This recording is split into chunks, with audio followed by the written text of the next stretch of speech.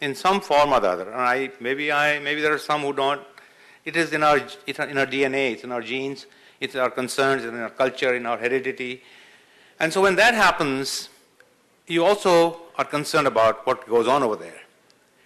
And if you really fly over South Asia, this is not just India, but all of the countries of South Asia, we have two major problems. We have two major gaps or two major divides. We have a fundamental problem of communal divide that doesn't seem to go away. It keeps raising its ugly head. It costs innocent lives, lots of properties. We hear about that here in small, sometimes big flare-ups that we all feel bad about, helpless about perhaps. And we haven't found a mechanism among us of even coming together and discussing why these things happen. Can we play a role? Should we play a role? Can we influence? I think that is something that we should be thinking about. As a community, whatever language we speak, whatever religion we practice, whatever region we come from, frankly, on that matter, it doesn't matter. Because bringing people together is a good thing to do if we can come up and make some contribution towards that. And I frankly don't think that our Silicon Valley community has thought about it enough.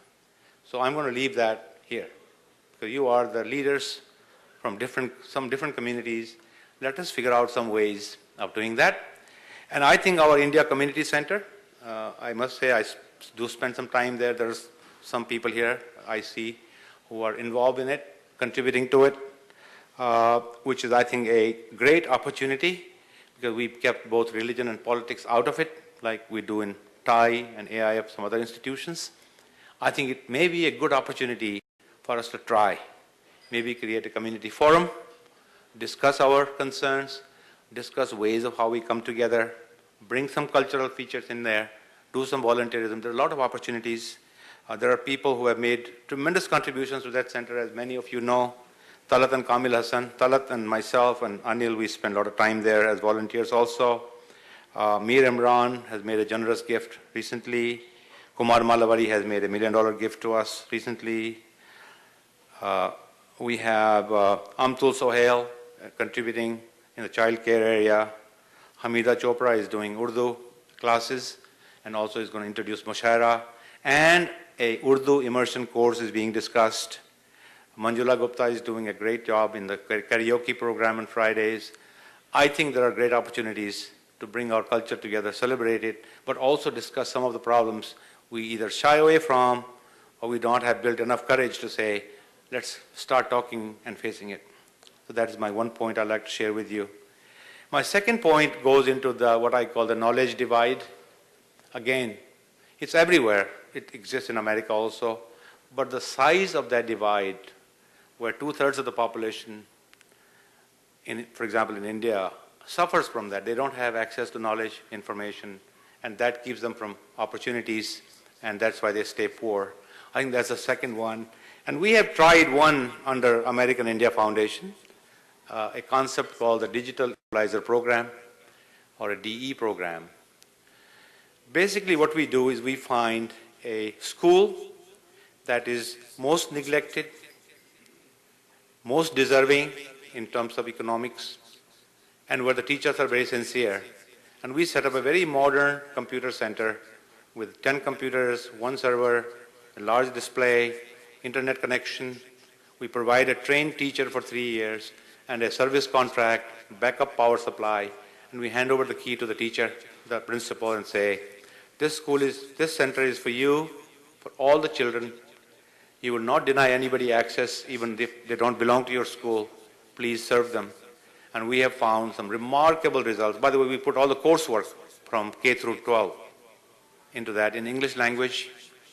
And the reason we put that in English language, I was telling one of the chief ministers in Uttaranchal recently, he was talking about Matrabhasha, Hindi and all that stuff. And I said, Mr. Chief Minister, please tell me, let's go around India, and I'd like you to find me a person who speaks English and lives in poverty. And he said, you know something? You may be right.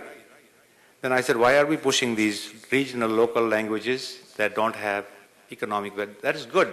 Learn your language, learn your poetry, that's beautiful. We should all learn 4 languages. But when it comes to the world economics and what's happening and the globalization, let's be clear. English is the language that gets the kids access to information, access to markets, access to jobs. Why deny them that privilege? So we are sort of forcing English as a medium for instructions. Go speak your language at home and on the streets and so on and so forth. Anyway, this program, we have set up 100 centers all around India. We're going to grow those numbers. Each center costs about $20,000, plus or minus, depending on exact configuration. So if you donate that money through AIF, we have a staff in India, so all you do is donate the money, identify the location, and the center is on. It only costs you $10,000 because you can deduct it from your income. But let me tell you the power of this $10,000. So let's assume that a center in the life of that equipment can serve 1,000 children, which is a very reasonable number. Let's now assume that average child in that part of the world is going to earn about $20,000 in his or her entire life, with average per capita income extended out 30, 35 years, will earn $20,000. Now let's make a very modest assumption that by having this center, access of this center to these children so they can learn their courses, computer skills, and build some confidence to go and compete with the more prosperous kids. Let's assume that by doing that, we double their lifetime earnings to $40,000. Very modest, 20,000.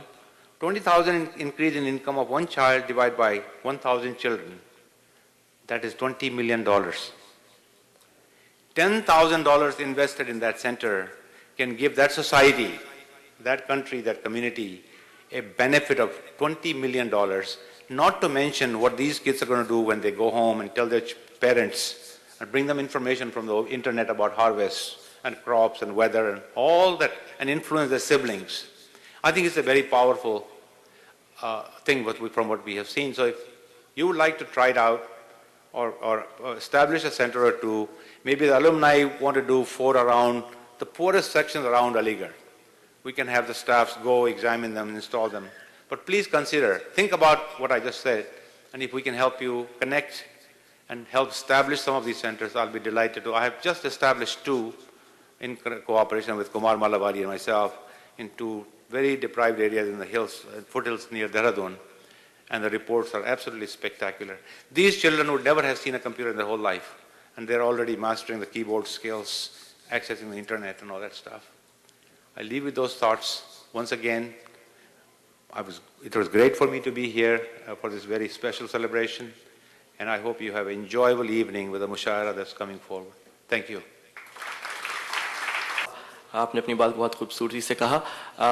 एक बार फिर मैं आपसे ज़रा दरख्वास्त करता हूँ कि 2 minute हमारे साथ यहाँ पे रुक के अलीगढ़ अलमनाई डे के जीतने वालों को सर्टिफिकेट्स तकसीम कराएं। जैसा कि आप में से कुछ लोगों को पता है और बाकी को मैं बता दूं, इंडिया कम्युनिटी सेंटर में पिछले माह हमारी एसोसिएशन ने एक अलीगढ़ अलमनाई डे ऑर्गेनाइज करवाया था, जिसमें हमने एक एंटरप्रेन्योरशिप के ऊपर पैनल डिस्कशन भी कराया था। सिलिकॉन वैली की जानी मानी हस्ती वहाँ पे मौजूद थी, डिस्कशन हुआ, बहुत अच्छा रिस्पांस रहा। उसके अलावा हमने अपनी कम्युनिटी की जनरल सोशल बिल्डिंग और इस तरह की चीज़ों के लिए एक तमाम मुकाबले ऑर्गेनाइज कराए थे। इस वक्त हम उनमें से कुछ मुकाबलों के जीतने वालों को सर्टिफिकेट्स देना चाहते हैं और आप उम्मीद करते हैं कि आप लोग ताली बजाकर उनकी हौसला अफजाई करेंगे। मुश्किल से 2 मिनट लगेंगे और उनके लिए बहुत अच्छा होगा। टेबल टेनिस के मुकाबले को जीता है जनाब जहांगीर वारसी साहब ने। आप ऑलरेडी वाकिफ हैं उनसे।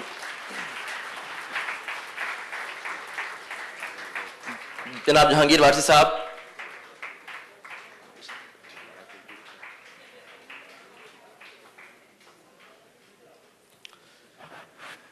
बातें बनाने के अलावा ये थोड़ा बहुत टीटी भी खेल लेते हैं। जी हाँ, पढ़ा भी लेते हैं।